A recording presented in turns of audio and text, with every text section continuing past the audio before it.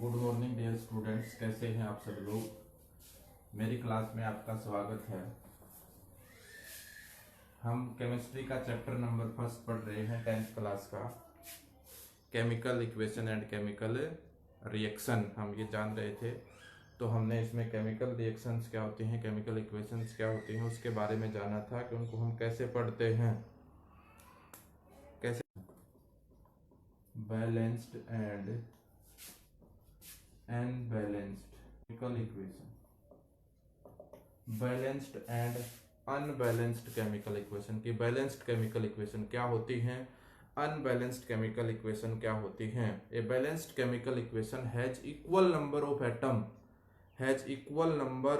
Atoms of different element in reactant and product are equal. अगर reactant और product में number of atom दोनों side अगर बराबर हैं डिफरेंट एलिमेंट के, मान लीजिए 2 4 3 4 जितने भी एलिमेंट हैं, उन एलिमेंट अगर दोनों साइड वो बराबर हैं तो उस टाइप के रिएक्शन को क्या बोलते हैं, balanced chemical equation. For an example, zinc plus H2SO4 से बनता है ZnSO4 प्लस H2। हम देखते हैं, हम इक्वेशन पढ़ रहे हैं बैलेंस्ड केमिकल इक्वेशन कौन सी होती है। अब हम सबसे पहले रिएक्टेंट की साइड नंबर ऑफ एटम्स देखेंगे। नंबर ऑफ एटम्स, जिंक के कितने नंबर ऑफ एटम है भाई, 1 नंबर ऑफ एटम है। हाइड्रोजन के देखेंगे कितने हैं, 2 है। इस H2 का मतलब है 2 हाइड्रोजन के एटम है। सल्फर के एटम देखेंगे कितना है, या कुछ नहीं लिखा हुआ, सल्फर अकेला है तो सल्फर का 1 एटम है। और ऑक्सीजन कितने हैं, इसमें 4 हैं। ऑक्सीजन कितने हैं, 4 हैं। अब हम प्रोडक्ट साइड देखते हैं कि जिंक के कितने नंबर ऑफ एटम है, 1 है। सल्फर का कितना नंबर ऑफ एटम है, 1 है। ऑक्सीजन का कितना नंबर ऑफ एटम है, 4 है। हाइड्रोजन का कितना नंबर ऑफ एटम है, 2 है। अब हम मैच करेंगे कि हाइड्रोजन जिंक 1 है, जिंक 1 है, हाइड्रोजन 2 है, हाइड्रोजन 2 है, सल्फर 1 है, सल्फर 1 है, ऑक्सीजन 4 है, ऑक्सीजन 4 है। अगर रिएक्टेंट और प्रोडक्ट में नंबर ऑफ एटम्स अगर बराबर है, एटम की संख्या बराबर है, तो उस रिएक्शन को क्या बोलते हैं, बैलेंस्ड केमिकल इक्वेशन। उस रिएक्शन को क्या बोला जाता है, balanced chemical equation. Balanced chemical equation. अगर नंबर ऑफ एटम्स पढ़ने मैंने बता दिए कैसे पढ़ते हैं कि 1 जिंक है, ये 2 हाइड्रोजन है, 1 सल्फर है, 4 इसमें ऑक्सीजन है। 1 जिंक है, 1 सल्फर है, 4 ऑक्सीजन है, 2 हाइड्रोजन है। इस नीचे जो लिखा हुआ है इसका 2 का मतलब क्या है, सल्फर के साथ नहीं है तो सल्फर कितना है, 1 है, जिंक 1 है, ऑक्सीजन कितने हैं, 4 है। ऐसे हम नंबर ऑफ एटम्स को पढ़ते हैं। अब बैलेंस्ड अगर आप समझ गए तो अनबैलेंस्ड क्या होगी, जिनमें नंबर ऑफ एटम्स दोनों साइड इक्वल नहीं होंगे। जिनमें नंबर ऑफ एटम्स दोनों साइड इक्वल नहीं होंगे उस रिएक्शन को क्या बोलेंगे, unbalanced chemical equation. Unbalanced chemical equation का एग्जांपल पढ़ते हैं हम। H2 plus O2, H2 plus O2 से क्या बन गया, H2। अब हम reactant side number of atom देखते हैं। हाइड्रोजन के कितने हैं, 2। ऑक्सीजन के कितने हैं, 2। अब प्रोडक्ट साइड देखते हैं। हाइड्रोजन के कितने एटम हैं, 2 हैं। ऑक्सीजन का कितना है, 1 है। ऑक्सीजन इस साइड 2 है, इस साइड कितने हैं, 1 है। क्या रिएक्शन बैलेंस है, नहीं है। रिएक्शन क्या है, अनबैलेंस्ड है। Number of atom product side और रिएक्टेंट साइड बराबर नहीं है, इसलिए इस रिएक्शन को क्या बोलते हैं, अनबैलेंस्ड केमिकल इक्वेशन। इसलिए इस रिएक्शन को बोला जाता है अनबैलेंस्ड केमिकल रिएक्शन। उनका मास जो है वो बैलेंस करना पड़ता है। जो बैलेंस होती हैं, जिनका नंबर ऑफ एटम बराबर होते हैं, उनको तो हमें बैलेंस करने की जरूरत नहीं होती क्योंकि वो बैलेंस हैं। अब अनबैलेंस्ड रिएक्शन को हमें बैलेंस करना होता है। अनबैलेंस्ड रिएक्शन को बैलेंस करने का मतलब number of atoms reactant side और प्रोडक्ट साइड बराबर करने होते हैं। एक आगे हम चल के पढ़ेंगे लॉ ऑफ कंजर्वेशन ऑफ मास की मास रिएक्टेंट का हमेशा प्रोडक्ट के मास के बराबर होता है। आपने कक्षा 9 में भी पढ़ा है। उस मास के फॉलो करवाने के लिए हम पढ़ते हैं, इसको बराबर बैलेंस करने के लिए पढ़ते हैं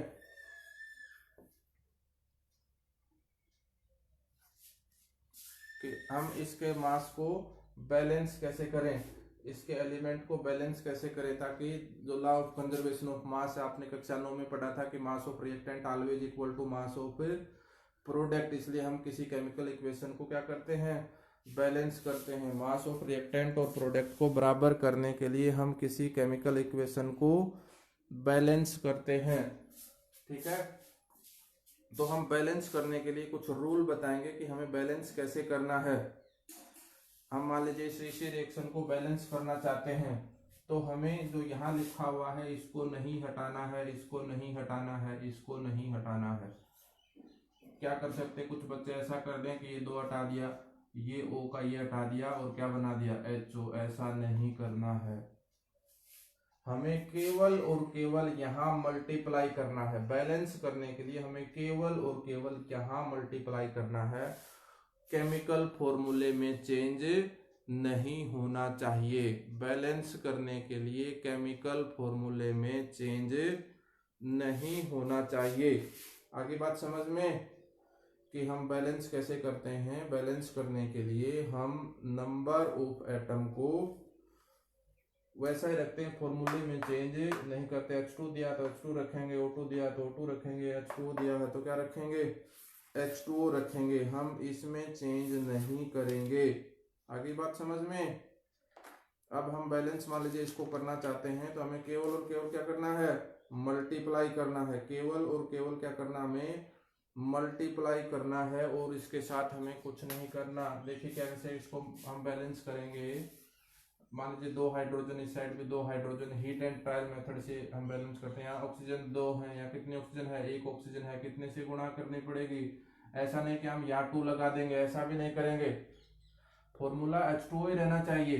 अब हाइड्रोजन कितने, 4, ऑक्सीजन कितने, 2, हाइड्रोजन इस साइड कितने, 2, इसे कितने से गुणा कर देंगे, 2 2 4, 4 हाइड्रोजन हो गए इस साइड, ऑक्सीजन कितने हो गए, 2 इस साइड, 2 2 4, हाइड्रोजन कितने, 4, ऑक्सीजन कितने, 2। अब ये रिएक्शन क्या हो गई, बैलेंस्ड केमिकल इक्वेशन हो गई। रिएक्टेंट साइड और प्रोडक्ट साइड दोनों के क्या नंबर ऑफ एटम क्या है, बराबर हैं। इस टाइप से हम किसी केमिकल इक्वेशन को क्या करते हैं, बैलेंस करते हैं भाई। इसी प्रकार हम किसी केमिकल इक्वेशन को क्या करते हैं, बैलेंस करते हैं। मान लीजिए कोई रिएक्शन है, उसको हमें बैलेंस करना है। Mg+O2 से बनता है MgO।